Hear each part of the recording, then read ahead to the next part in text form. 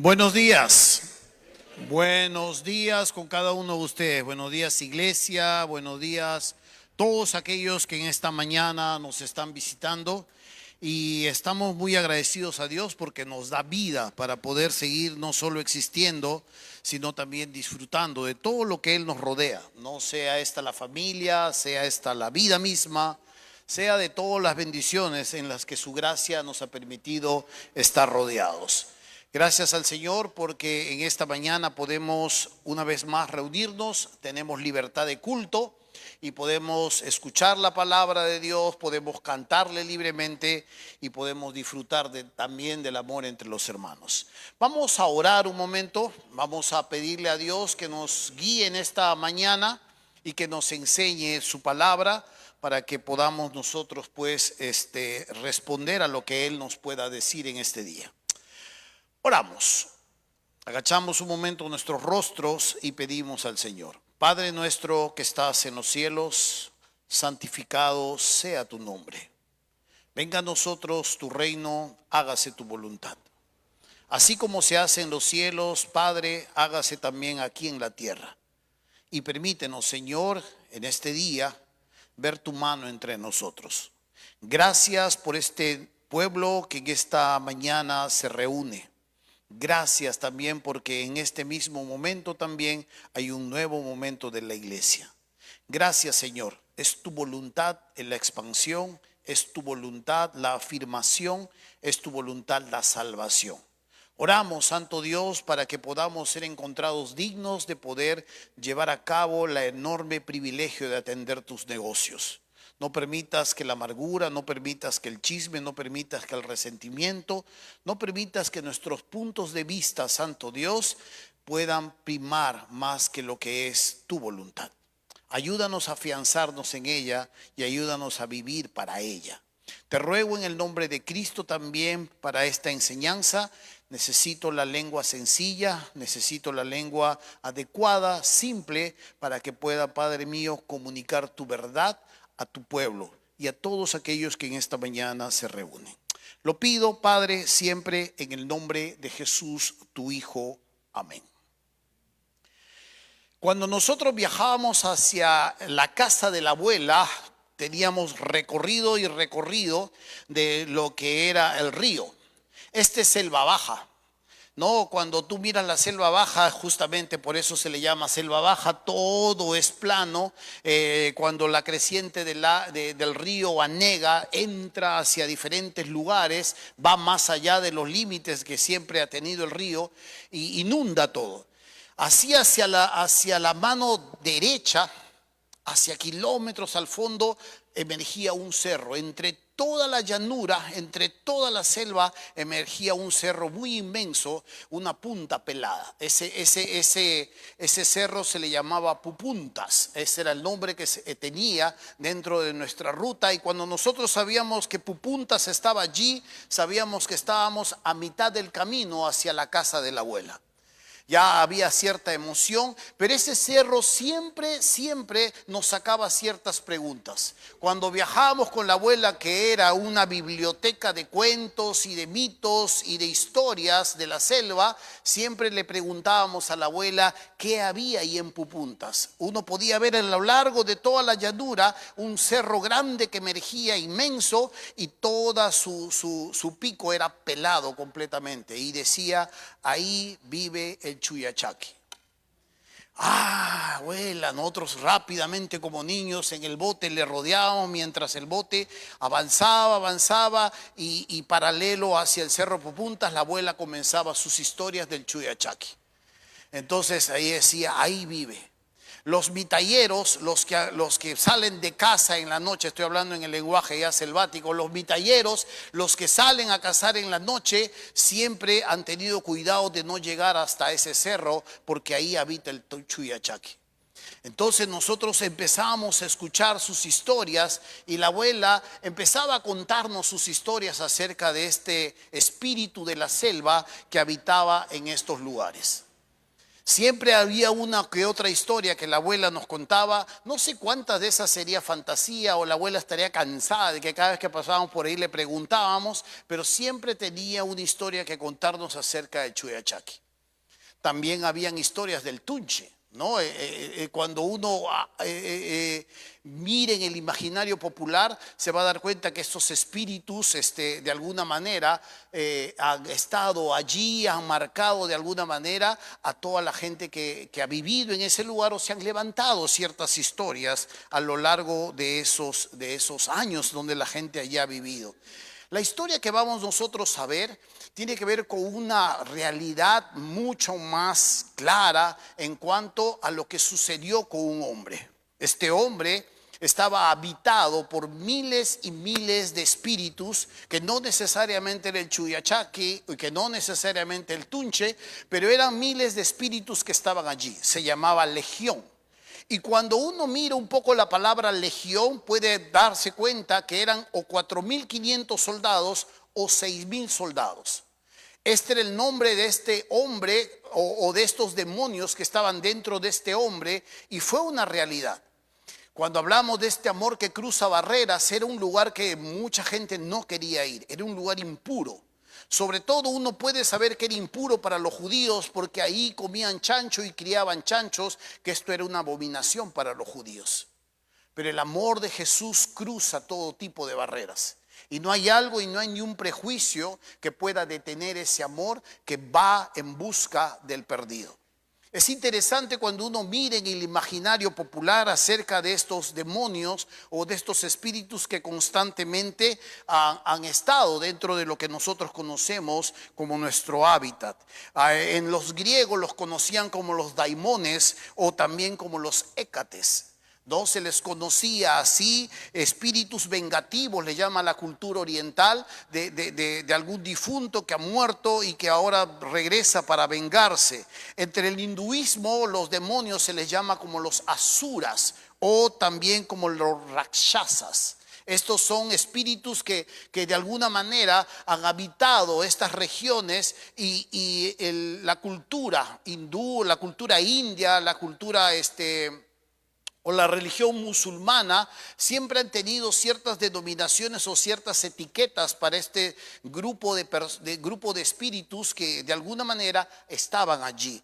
Cuando uno mira dentro de lo que es el islamismo, también tienen su designación para los demonios, le llaman los yin o los genios, que no necesariamente eran malos en un principio, pero que terminan sirviendo a este espíritu que se opone al Dios verdadero. Ese es dentro de lo que es su cosmovisión. Cuando uno mira hacia el Caribe, sobre todo los que de alguna manera practican el vudú, la santería o el candomblé, estas religiones caribeñas, siempre va a encontrar usted ahí a ciertos demonios que están constantemente haciendo los favores a aquellas personas que los invocan. Estos demonios son los orisha. Una cantante muy conocida que ya debe estar en el lugar donde le corresponde, Celia Cruz, por ejemplo, le rendía culto a un demonio, ¿no?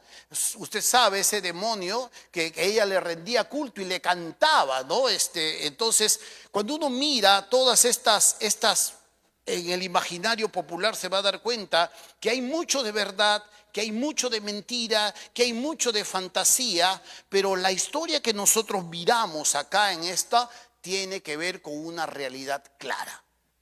Cuando el Hijo del Hombre llega a la tierra, uno de los lugares que estaba más visitado e infestado, según lo que nos cuentan las Escrituras, era toda esta región de Galilea. Una región sumida en la oscuridad, y es porque usted va a encontrar muchas historias de exorcismo. Va a encontrar muchas historias de gente atormentada que está constantemente bajo el yugo opresor de esos espíritus. La Biblia declara que esta región estaba en tinieblas y que luz les termina alumbrando. Y esta luz que vino al mundo, tomó forma humana, es aquí la que en esta historia vamos a relatar. En el Evangelio de Marcos, capítulo 5, vamos a sacar nuestras Biblias, vamos a leer un buen rato, vamos a desarrollar este texto. en el Evangelio de Marcos capítulo 5.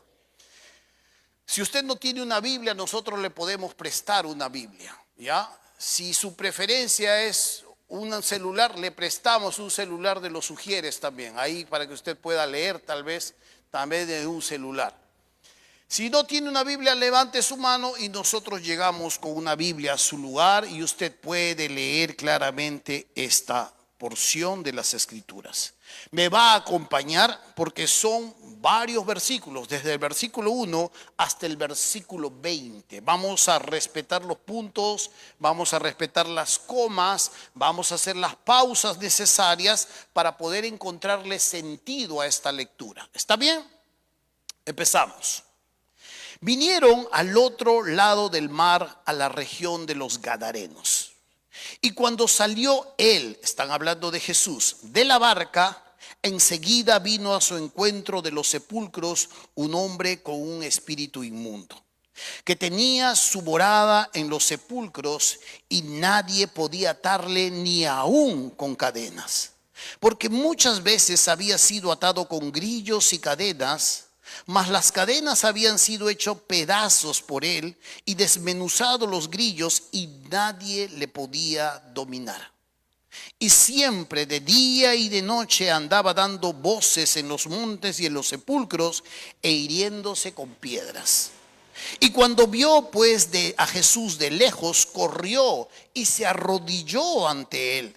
Y clamando a gran voz dijo: ¿qué tienes conmigo, Jesús, Hijo del Dios Altísimo? Te conjuro por Dios que no me atormentes. Porque le decía: sal de este hombre, espíritu inmundo. Y le preguntó: ¿cómo te llamas? Respondió diciendo: Legión me llamo, porque somos muchos. Y le rogaba mucho que no los enviase fuera de aquella región. Estaba allí cerca del monte un gran hato de cerdos paciendo, y le rogaron todos los demonios diciendo: envíanos a los cerdos para que entremos en ellos. Y luego Jesús les dio permiso, y saliendo aquellos espíritus inmundos entraron en los cerdos, los cuales eran como 2000.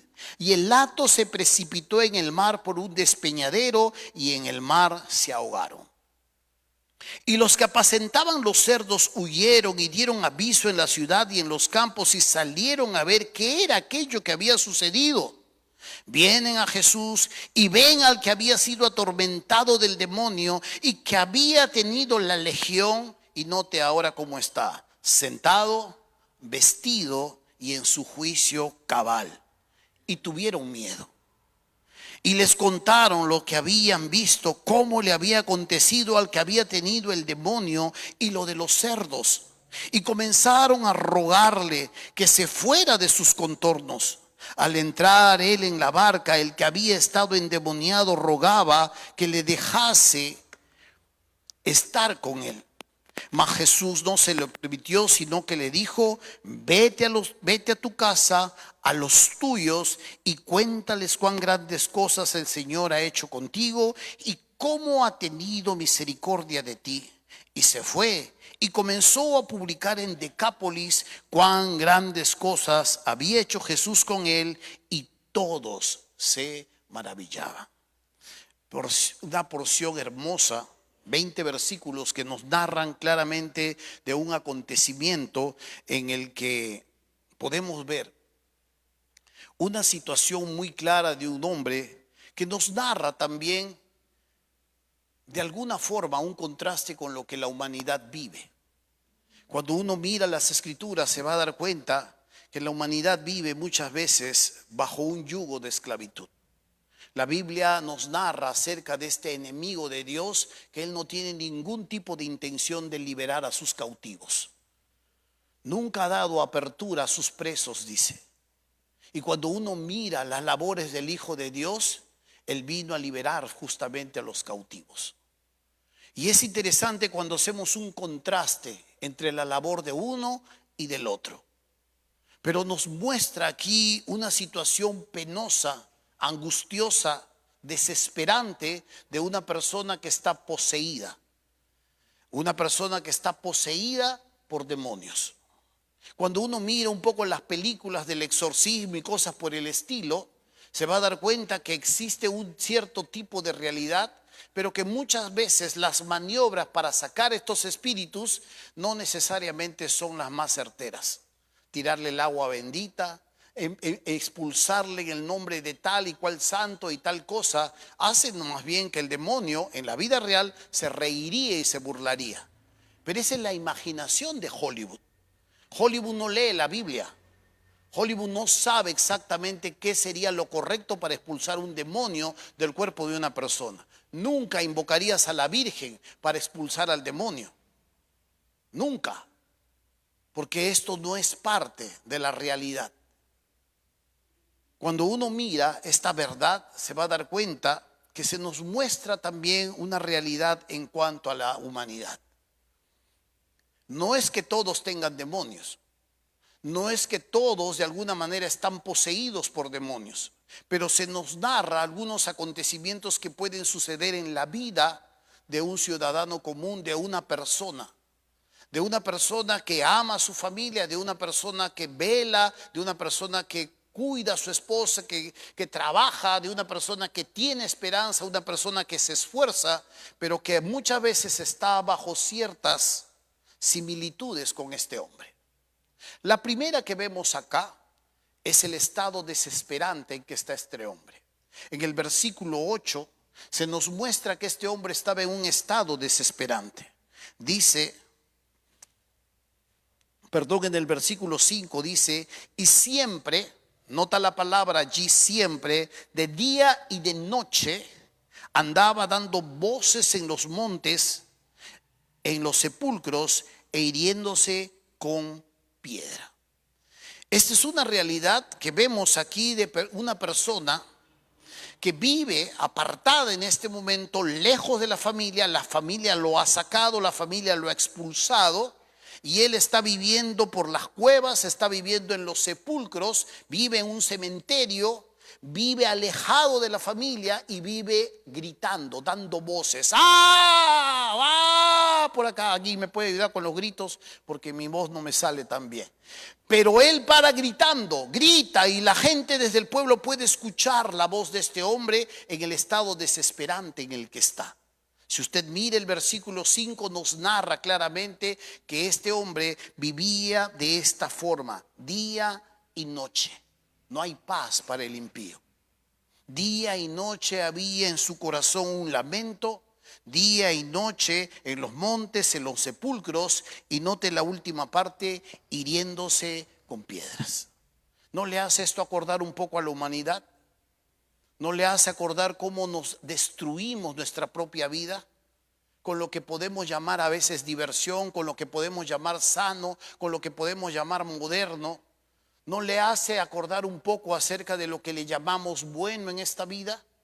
Y que al final de cuentas lo único que hace no es calmar esa búsqueda que tenemos de paz, esa búsqueda de poder de alguna manera encontrar un regocijo, de encontrar una satisfacción, y vemos que no nos satisface.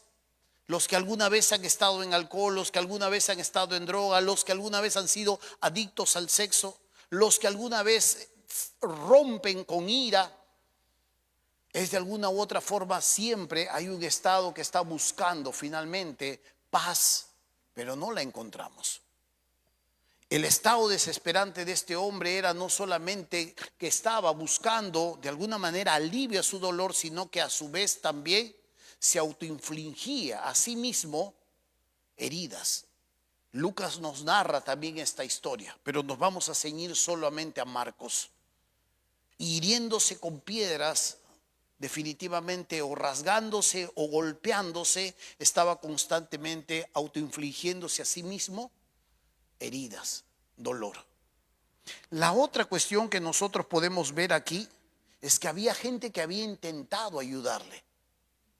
Versículo 3 y versículo 4 dice así: que tenía su morada en los sepulcros y nadie podía atarle ni aun con cadenas, porque muchas veces había sido atado con grillos y cadenas mas las cadenas habían sido hechas pedazos por él y desmenuzados los grillos, y nadie le podía dominar.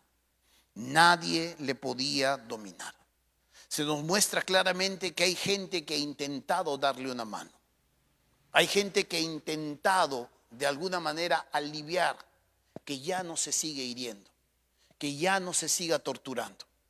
Hay gente que de alguna manera ha llegado hacia él y la fuerza descomunal que tiene porque está poseído ha roto los grillos y ha roto las cadenas.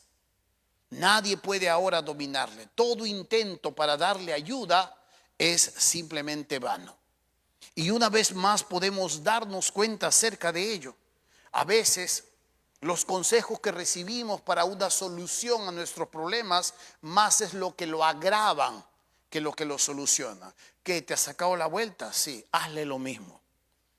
¿Qué? ¿Te ha gritado? Sí, métele un palazo más bien. Yo no me dejaría gritar. Y en lugar de solucionar la cuestión, agravan la situación.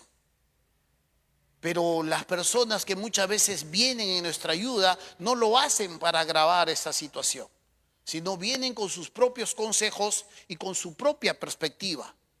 Pero nos damos cuenta que aunque de alguna manera u otra buscan la solución. Recuerdo a un amigo que estaba muriendo con una enfermedad, desesperado porque quería vivir. Allí vinieron sus familiares del norte y le dijeron: lo que a ti te han hecho es daño. Lo que a ti te han hecho es daño. Así que mañana o pasado mañana haces tus cosas y nos vamos a las Guaringas. Se lo llevaron. Y él en ese momento, desesperado porque quería vivir, allá se lo llevaron donde los brujos. Hay gente que te recomienda ciertas cosas que te acercan más a la oscuridad que la que te aleja. Y de alguna manera vemos que esas buenas intenciones que vienen hacia nuestro encuentro no funcionan. Habían intentado atar a este hombre, habían intentado darle una mano, pero no funcionaban. Tengo un amigo que ha estado metido en drogas durante muchos años. Entró a un centro terapéutico para tratar de limpiarse y acabar con la adicción. 8 meses su familia pagó mensualidades completas, porque no es barato un centro terapéutico. 8 meses su familia hasta hacía apoyadas y todo lo necesario para pagar el centro terapéutico para que él dejase la droga. Cuando salió lo celebraron y al día siguiente volvió a caer. Así de penosa es la historia y los esfuerzos humanos. Los esfuerzos humanos sí tienen buenas intenciones, pero no tienen la fuerza, la fortaleza, el poder que solo Dios puede tener cuando viene en nuestra ayuda. Amén.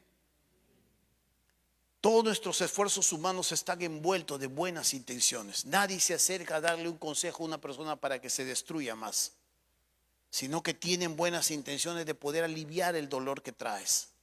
Pero hasta ahí queda, porque simple y llanamente el brazo del hombre es débil. La tercera realidad que vemos en este hombre está en el versículo 9. En el versículo 9, Jesús está intentando expulsar a estos espíritus y le dice: ¿cómo te llamas? Y respondió diciendo: Legión me llamo, porque somos muchos. La tercera realidad es que estaba esclavizado por el diablo. Cuando uno mira las escrituras se va a dar cuenta que el Dios de este siglo, dice la carta de los Corintios, el Dios de este siglo, dice, ha cegado el entendimiento de los incrédulos para que no les resplandezca la luz del evangelio de la gloria de Cristo. Hay una esclavitud perenne. Primera de Juan capítulo 5 versículo 19 se nos habla que somos de Dios, los hijos de Dios, pero que el mundo entero, el sistema entero está bajo las garras del maligno. Y cuando Jesús se acerca a los líderes religiosos, que ellos no aceptan que tienen esclavitud del pecado, les dice: solo si el Hijo los libertare, recién serán verdaderamente libres. Y solo si el Hijo puede libertarnos, hablando de Jesús, recién podríamos afrontar y recién podríamos decir, hemos nacido de nuevo, hoy empiezo de cero, hoy empiezo una nueva vida. Y es importante entender esto. Este hombre estaba en las garras de un demonio o de miles de demonios que estaban habitando su cuerpo y que lo estaban llevando a hacer cosas que de alguna manera lo estaban dañando, matando y destruyendo. ¿Cuántas cosas estaría haciendo esta criatura o esta persona? Pero no estaba en sí. Y se puede dar cuenta usted que han intentado ayudarle. Nadie ha hecho de la vista gorda o han intentado hasta neutralizarlo, porque probablemente ya era un peligro para las familias. Pero también cuando Jesús se acerca y cruza el lago para ir a esta región, nos damos cuenta que estas criaturas se dan cuenta de quién tienen delante de él. ¿Sabe? La Biblia nos enseña que el diablo no tiene ningún tipo de intención de liberar a sus cautivos. El diablo no tiene ningún tipo de intención de sacarlos y de darles un recreo para que de alguna manera la luz del evangelio les resplandezca. Al contrario, los tiene apresados en resentimientos, en vicios, en dolor, en fracasos pasados. Los tiene ahí.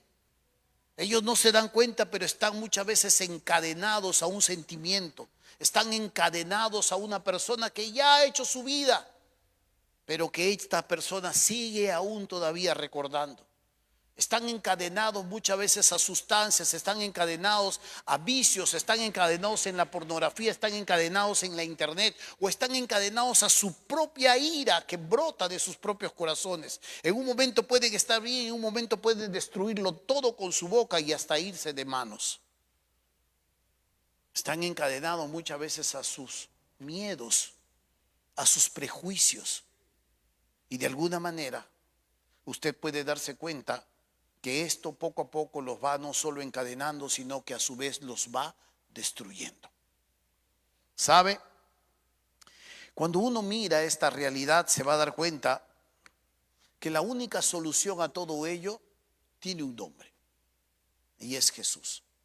Y es aquí que como iglesia nosotros no podemos hacer de la vista gorda que alguna vez a nosotros también nos predicaron el evangelio, que alguna vez a nosotros acudieron con el mensaje sanador, con el mensaje salvador.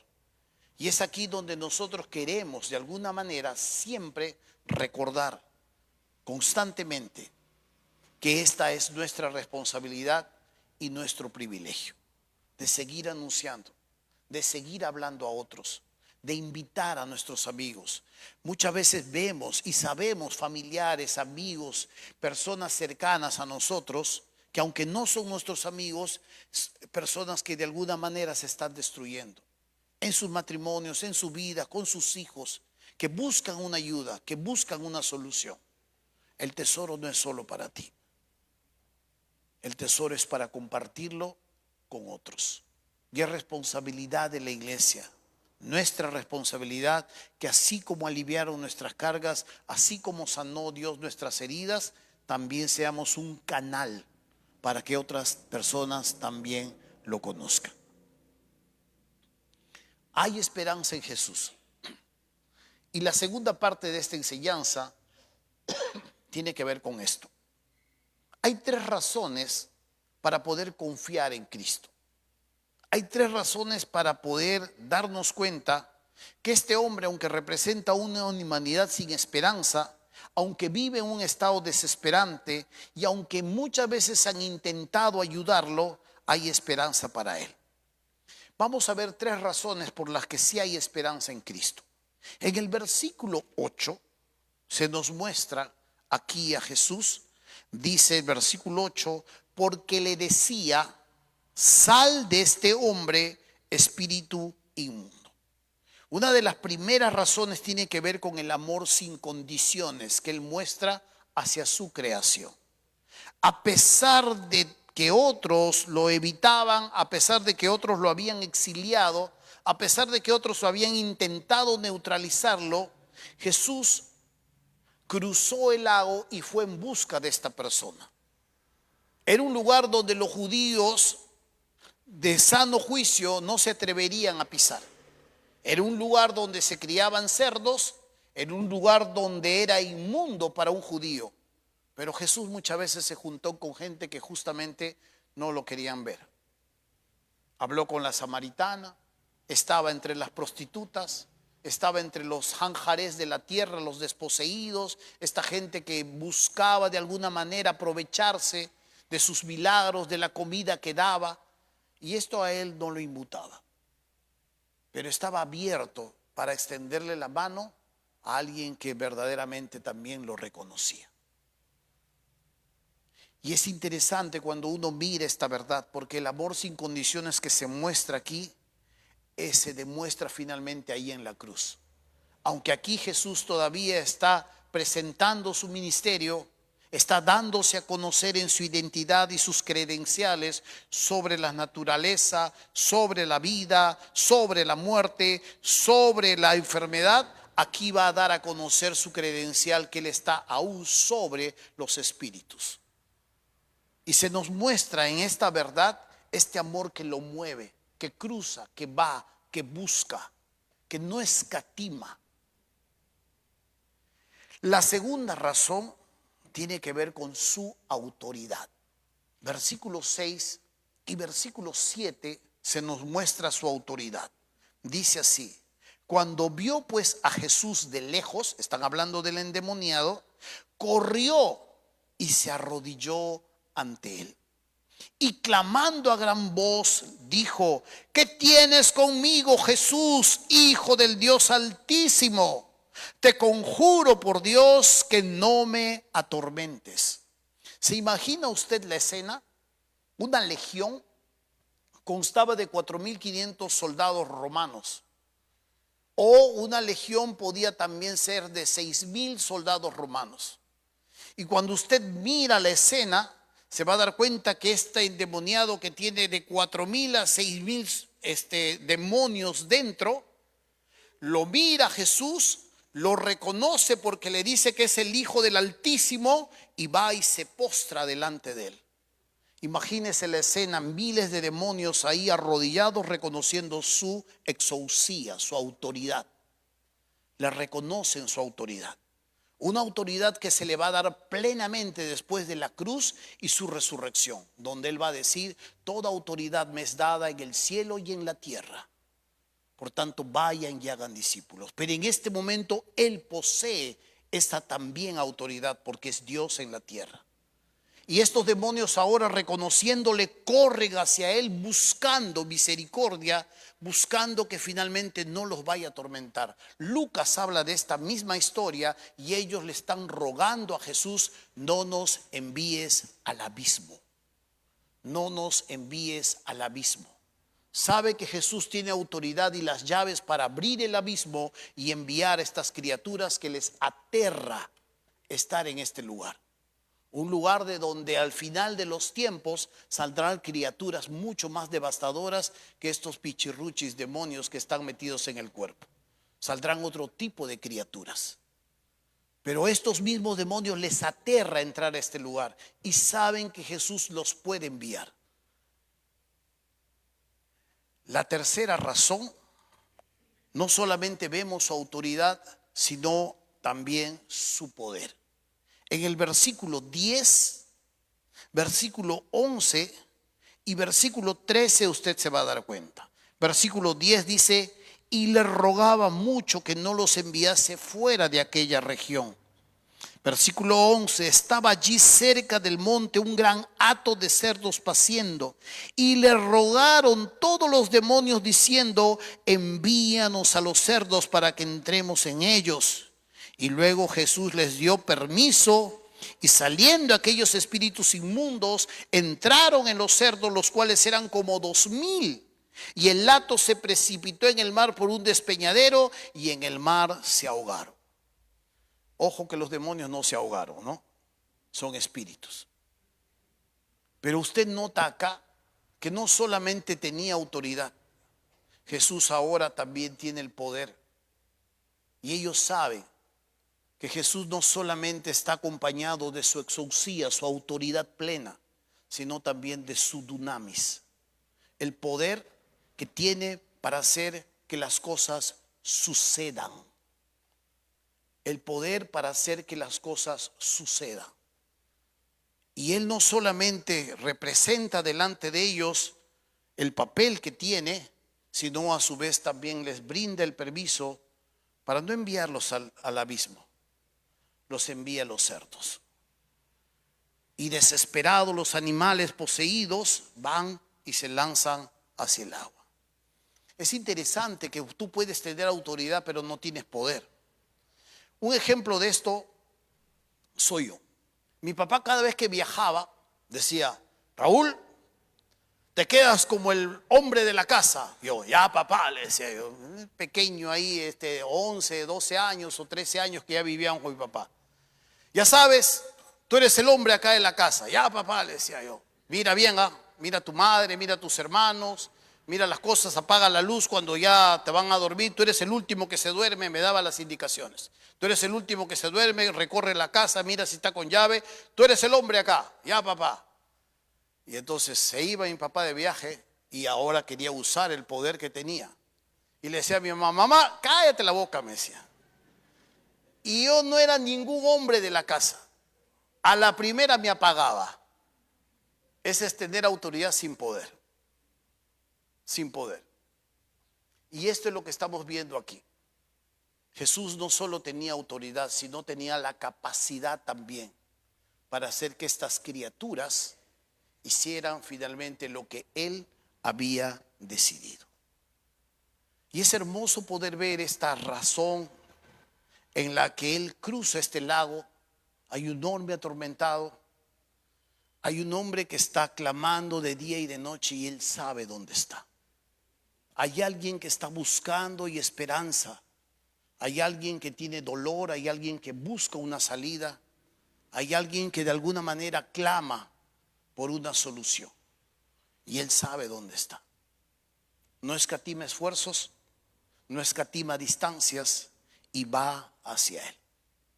Y la realidad cambia cuando Jesús viene a nuestras vidas. La realidad cambia completamente cuando Dios entra a nuestros corazones. Amén. Si esto no es una realidad en su vida, yo le invito más bien, le invito a sostener una relación con Cristo. Porque a veces cabe la posibilidad de que usted sostiene una relación con una religión y no necesariamente con una persona. Y si esto es una realidad para usted, yo le invito a sostener una relación con Cristo. Lastimosamente, esta invitación no todos la aceptan.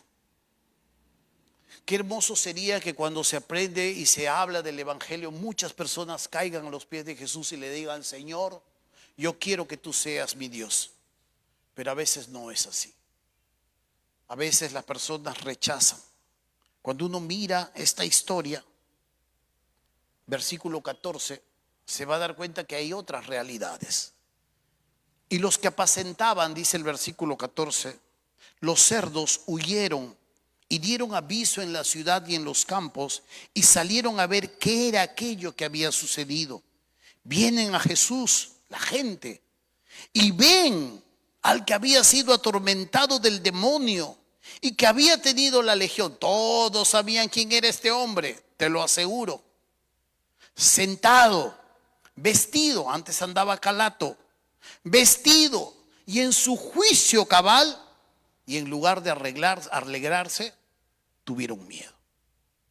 La reacción más rápida que hizo esta gente, dice, y les contaron los que habían visto cómo le había acontecido al que había tenido el demonio y lo de los cerdos, y comenzaron a rogarle que se fuera de sus contornos. En lugar de alegrarse, en lugar de iniciar un momento, una relación, un acercamiento, se atemorizaron y lo botaron. No solo los demonios le rogaron a Jesús vehementemente: no nos envíes al abismo, sino estas personas también ahora le ruegan: vete por favor, vete. Uno en su juicio cabal diría: caramba, viendo tantas cosas, viendo este milagro, sabiendo de este hombre, ahora uno estaría alegre. Pero a veces no es así la historia. He tenido problemas con el alcohol durante muchos años de mi vida. Y una de las personas con las que yo tenía problemas con el alcohol y con las que yo bebía bastante era con mi padre. Y con mi padre éramos un par de alcohólicos. Cuando conocí a Cristo y cuando empecé a crecer en los caminos del Señor, cada vez que él estaba mareado, me recordaba y con pena decía, ya no tengo a mi compañero. Pero su compañero era un desastre en la vida. Su compañero daba vergüenza en la sociedad y a él lo avergonzaba. Pero extrañaba a su compañero con el que tomaba. Él no estaba muy alegre por las cosas que me habían sucedido. Él estaba extrañando a su compañero de chilingue. Y esto definitivamente era una realidad que él no podía entender.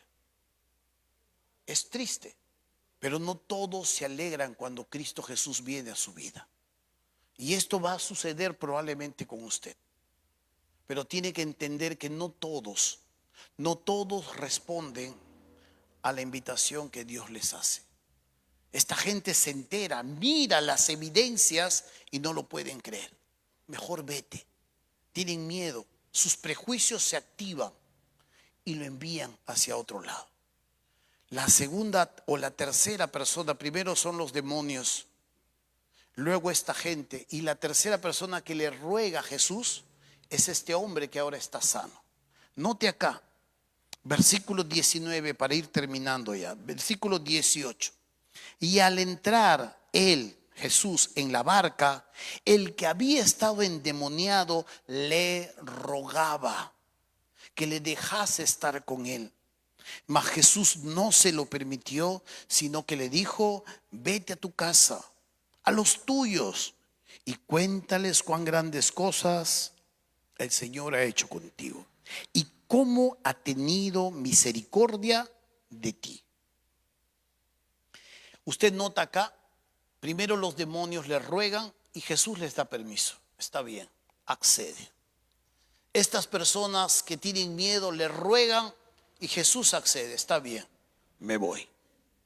Ahora este hombre que había sido endemoniado le ruega y le dice, déjame ir contigo. Y Jesús le dice, no, no vas conmigo. Parece paradójico que los que menos merecen reciben aprobación y los que en este momento lo merecen reciben una respuesta negativa. Pero ese es el amor de Dios. Dios tenía mucho más para ellos. A pesar de que lo estaban rechazando, Jesús tenía mucho más amor a pesar de que ellos no estaban siendo recíprocos con el amor que les estaba mostrando. Le dice a este hombre, no vienes conmigo, vete a los tuyos, empieza con tu casa, cuéntales lo que yo he hecho contigo, la misericordia que he desplegado contigo, cuéntaselos. Y este hombre le obedeció. Si usted fija el final de la historia, dice, y se fue. Y comenzó a publicar en Decápolis cuán grandes cosas había hecho Jesús con él, y todos se maravillaban. Jesús lo mandó a su casa. Cuéntales cuán grandes cosas yo he hecho contigo. Y este hombre se fue, contó en su casa y luego se fue a Decápolis. ¿Sabe lo que es Decápolis? Decápolis son 10 ciudades contiguas en la ribera del río Jordán. Este hombre no se quedó tranquilo con su casa. Se fue más allá de lo que el mismo maestro le había enviado. Y todos con el testimonio, porque sabían muy bien quién era este hombre, todos con el testimonio se maravillaban del Señor. Es un hermoso desafío para nuestras vidas como iglesia. Es un hermoso desafío para nuestras vidas, para con nuestros trabajadores, para con nuestra familia, para con nuestros hijos, para con nuestros esposos. No te desanimes. Para con aquellos tíos, para con aquellos caseros. Es un hermoso desafío. No te quedes con el tesaurón, no te quedes con el tesoro. Aún todavía hay mucho camino que hacer, hay mucho camino por recorrer y hay mucha gente que todavía necesita escuchar al Señor. Amén. Es un hermoso momento para reconocer ese amor que cruza todo tipo de barreras. Y que a pesar de que en este momento esta gente que acaba de ver las evidencias le ruegan que se vaya, Jesús tenía más para ellos. Les estaba enviando un misionero que iba a ir con su propio testimonio, recorriendo de ciudad en ciudad y contando las maravillas de Dios. Y ellos en algún momento iban a volver una vez más a confrontarse con el Evangelio. La historia no la conocemos. ¿Qué sigue después de esto? Pero de seguro que en la eternidad vamos a entender muchas cosas más. Por ahora nos quedamos con esto. Si tú aún todavía no has iniciado una relación con ese amor que cruza barreras, con Cristo, es un bonito tiempo para iniciar un momento con Él. No sé qué te atormenta, no sé qué tienes en tu corazón, no sé cuál es la herida que probablemente la tienes, pero créeme que Dios lo sabe. Y si tú has llegado a este lugar, créeme que Dios es soberano. Dios sabe exactamente qué atraviesas. No hay ningún pecado que Él no te pueda perdonar, por más grotesco que sea. No hay ningún mal que tú hayas hecho que Él no pueda limpiarte. Su sangre es tan poderosa y tan sublime, más que todos los cielos juntos, que limpia de todo vestigio de maldad. Solo tienes que pedirlo. Solo tienes que extender tu mano en esta mañana y decirle: yo quiero eso. Yo quiero ese amor. Yo quiero ese perdón de mis pecados. No tienes ni que pagar, no tienes ni que diezmar en una iglesia, no tienes ni siquiera que primero portarte bien, no tienes ni siquiera que hacer una resolución de hoy en adelante no peco nunca más. No hagas eso. Ven tal como estás. Y si en esta mañana Dios está hablando a tu corazón, recibe, extiende tu mano del amor que Dios te está dando gratuitamente. Hoy es un bonito momento para iniciar un tiempo con Cristo. Vamos a agachar nuestras cabezas y vamos a terminar.